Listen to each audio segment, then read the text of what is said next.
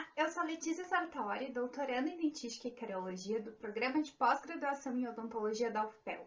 E hoje vou tentar te mostrar, neste vídeo, o que é, por que, como e quando a gente deve fazer a determinação de risco individual de cárie do paciente.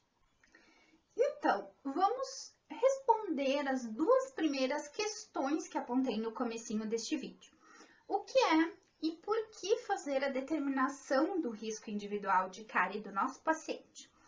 Esse processo de determinação de risco individual de cárie nada mais é do que aquele em que, através de uma entrevista dialogada e de um exame clínico bem realizados e cuidadosos, estabelecemos possíveis fatores de proteção ou de risco para a progressão ou estabelecimento da cárie dentária. Fator de risco pode ser qualquer característica que aumente o risco individual. Entretanto, para a cárie dentária, o fator de risco mais importante e que a gente precisa frisar neste vídeo é o consumo desbalanceado de açúcares fermentáveis, considerando quantidade, frequência e consistência. Lembre-se que a cárie ela é definida atualmente como uma doença biofilme açúcar dependente. Dessa forma, então, por ser uma doença que ela depende da ingesta individual de açúcares fermentáveis, podemos entender que a cárie é uma doença comportamental. E aqui está justamente o porquê de realizarmos a determinação do risco individual de cárie.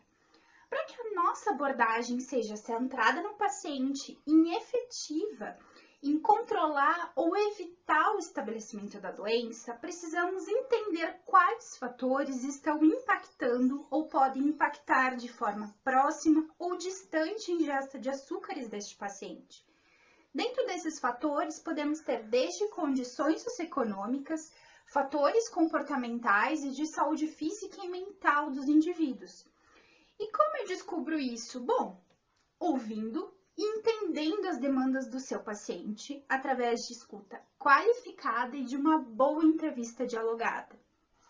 Tá, mas daí você pode me perguntar, Letícia, eu fiz uma boa entrevista dialogada, eu fiz um bom exame clínico, coletei várias informações sobre o meu paciente, mas e como eu faço essa determinação de risco individual de cárie agora? Vamos falar da ferramenta sugerida pelo Caries Care International. Essa ferramenta estabelece fatores de risco e proteção para a cárie dentária.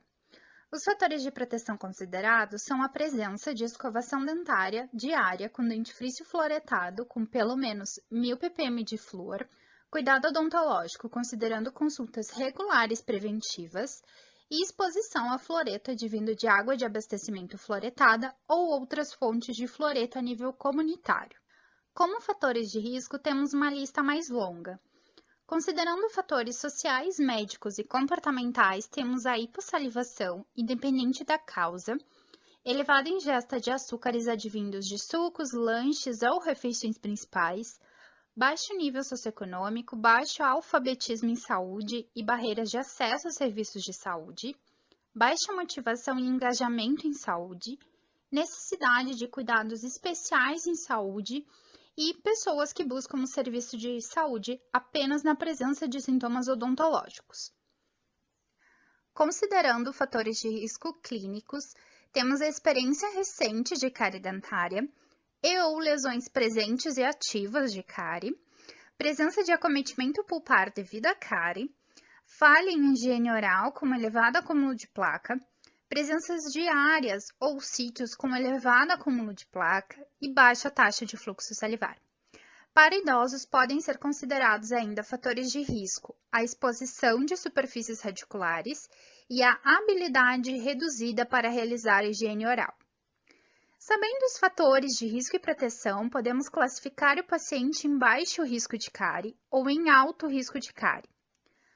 Para realizarmos a classificação, é importante nos atentarmos aos fatores de risco em vermelho.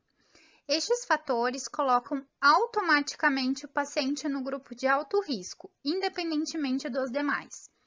Caso o paciente não tenha nenhum fator de risco em vermelho, mas os demais fatores de risco estão combinados ou em níveis não saudáveis, o paciente também estará classificado em alto risco. Ainda, mesmo que o paciente não tenha fatores em vermelho ou tenha os demais em níveis saudáveis, caso ele não tenha nenhum fator de proteção presente, será classificado como alto risco. O paciente será classificado em baixo risco caso não apresente nenhum dos fatores de risco em vermelho, apresente os demais fatores de risco em uma amplitude saudável e tenha fatores de proteção presentes.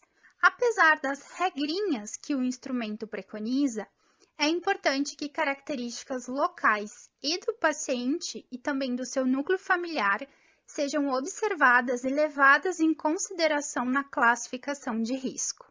E agora, por fim, quando a gente tem que fazer essa determinação?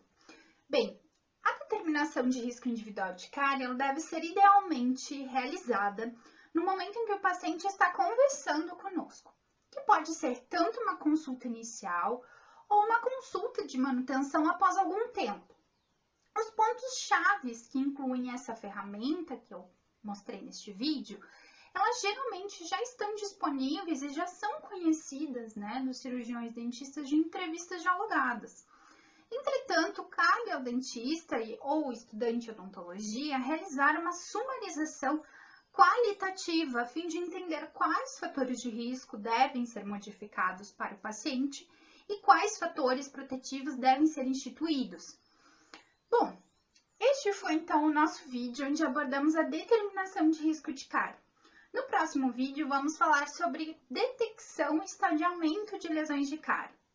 Espero que tenhas entendido o que é, por que, como e quando fazer a determinação de risco individual de cárie do paciente.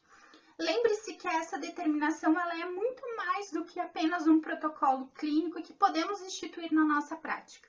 Ela pode garantir uma abordagem individualizada e que de fato atenda às necessidades de tratamento ou de prevenção à cárie dentária que aquele paciente esteja necessitando naquele momento.